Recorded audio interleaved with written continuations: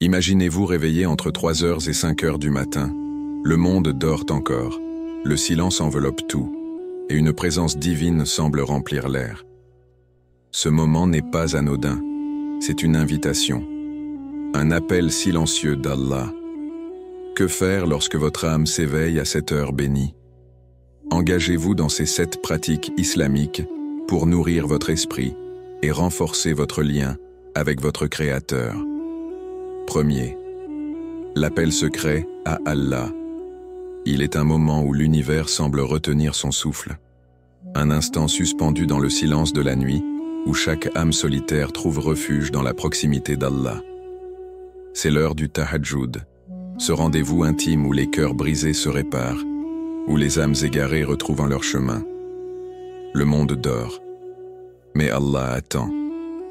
Le prophète Muhammad, paix et bénédiction sur lui, nous a transmis ces paroles bouleversantes. Le Seigneur descend chaque nuit au ciel le plus bas lorsqu'il ne reste qu'un tiers de la nuit et dit « Qui m'invoque afin que je lui réponde? Qui me demande afin que je lui donne? Qui implore mon pardon afin que je lui pardonne ?» Hadith rapporté par Al-Bukhari et Muslim. Imaginez, une porte qui s'ouvre devant vous, une ligne directe, sans intermédiaire, où chaque supplication est entendue, où chaque douleur est apaisée. Si vos épaules ploient sous le poids des épreuves, si votre âme crie en silence, c'est ici que votre libération commence. Allah nous dit dans le Coran « Et invoque ton Seigneur en toi-même, avec humilité et crainte, à voix basse, à l'aube et au crépuscule, et ne sois pas parmi les insouciants. » Sourate Al-Araf 7:205. Quand avez-vous pour la dernière fois parlé à Allah avec une sincérité absolue? Quand avez-vous laissé vos larmes couler, non pas par faiblesse, mais par espoir? Le Tahajjud n'est pas un simple acte d'adoration. C'est un appel, un refuge, un secret entre vous et Allah.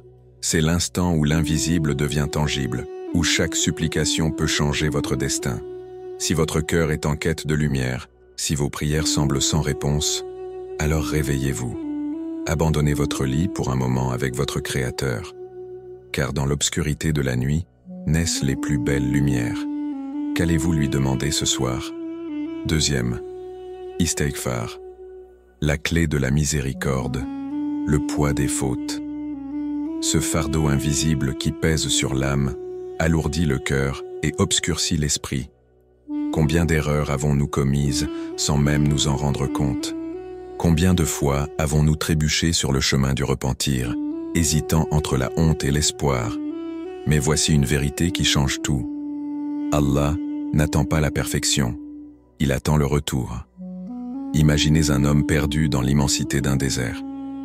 Chaque pas enfonce un peu plus ses pieds dans le sable brûlant de ses erreurs passées. Accablé, il s'arrête. Il lève les mains vers le ciel et murmure « Oh Allah, pardonne-moi » Et soudain, une brise douce souffle sur lui, comme si le vent emportait avec lui ses fautes, un à un, jusqu'à ne laisser qu'un cœur purifié. Allah nous rappelle dans le Coran « Et demandez pardon à votre Seigneur. Ensuite, repentez-vous à lui. Mon Seigneur est vraiment miséricordieux et plein d'amour. » Sourate Hud 11,90. Le pardon, ce n'est pas une simple parole répétée du bout des lèvres. C'est un retour sincère, une confession intime entre l'âme et son Créateur. C'est reconnaître nos failles, pleurer nos erreurs et trouver dans l'istighfar une lumière qui dissipe l'obscurité. Le prophète Muhammad, paix et bénédiction sur lui, l'homme le plus pur, le plus aimé d'Allah, demandait pardon plus de 70 fois par jour. Si lui, le modèle absolu, trouvait dans l'istighfar un refuge, qu'en est-il de nous? Et si le secret du soulagement résidait simplement dans ces mots « Astaghfirullah », chaque péché, aussi sombre soit-il, peut être lavé par la miséricorde divine. Chaque larme de regret peut devenir une perle d'acceptation. Il suffit d'oser demander. Alors, quel fardeau portez-vous en silence, que seul Allah peut alléger? Troisième lecture du Coran. Une lumière dans l'obscurité. La nuit est calme. Le monde s'endort. Mais une âme veille, en quête de réponse, de réconfort, d'un signe venu d'en haut. Vous ouvrez le Coran, et soudain, ces mots s'élèvent comme une lumière perçant l'obscurité de vos doutes. Chaque verset est un souffle divin, chaque lettre, un écho de l'éternité. Allah nous rappelle, ceci est un livre béni que nous avons fait descendre. Suivez-le donc et soyez pieux, afin de recevoir la miséricorde. Sourate Al-An'am, 655. Il ne s'agit pas d'un simple livre posé sur une étagère, prenant la poussière du temps. C'est une conversation, un dialogue entre le Créateur et son serviteur. Quand vous ouvrez le Coran, Allah vous parle. Peut-être avez-vous le cœur troublé? Alors il vous murmure. N'est-ce pas par l'évocation d'Allah que les cœurs se tranquillisent? Sourate Ar-Ra'd, 13h28.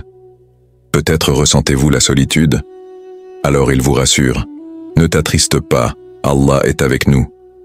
Sourate At-Tawbah, 9h40.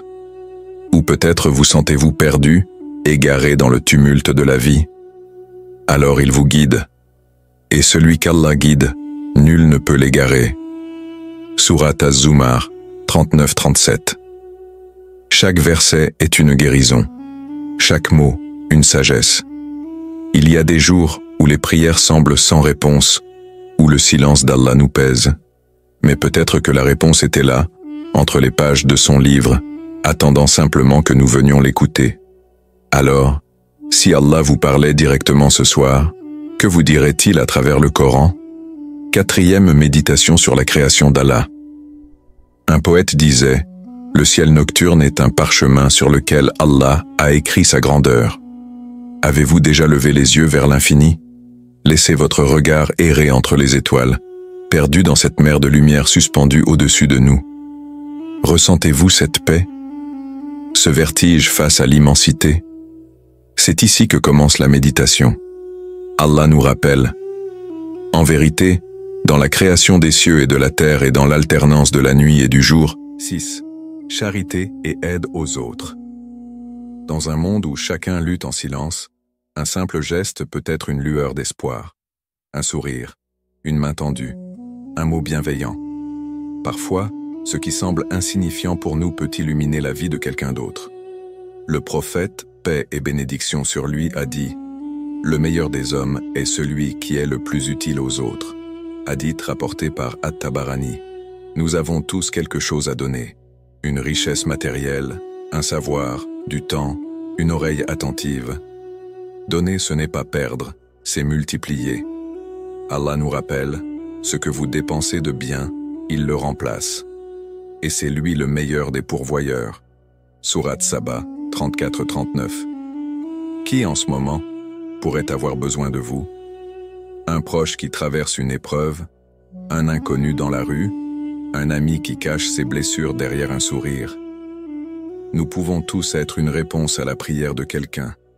Et même si vous n'avez rien à offrir matériellement, faites du dua pour eux.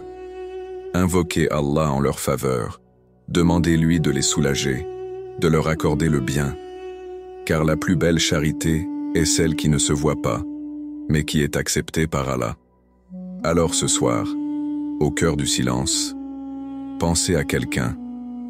Faites une prière pour lui, envoyez un message d'encouragement, planifiez un acte de charité. Qui sait, peut-être qu'un jour, au moment où vous en aurez le plus besoin, une main se tendra vers vous à votre tour. 7. L'action de grâce, la reconnaissance qui transforme. Nous passons tant de temps à demander, à espérer, à attendre.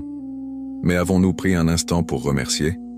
Avant que le soleil ne se lève, avant que le tumulte du jour ne vous emporte, posez-vous. Écoutez votre respiration. C'est un cadeau. Votre cœur bat sans que vous n'ayez à y penser. Vos yeux s'ouvrent à un nouveau jour.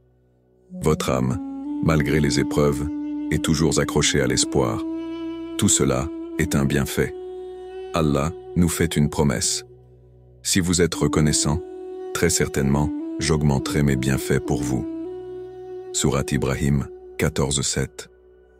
La reconnaissance n'est pas qu'un mot, c'est un état d'esprit. c'est voir les cadeaux d'Allah même dans ce qui nous semble insignifiant. Un repas sur la table, une prière qui nous apaise, une personne qui nous aime. Même une difficulté peut être une bénédiction cachée, car chaque souffle que nous prenons est une preuve que nous avons encore du temps pour nous rapprocher d'Allah, du temps pour aimer, du temps pour changer.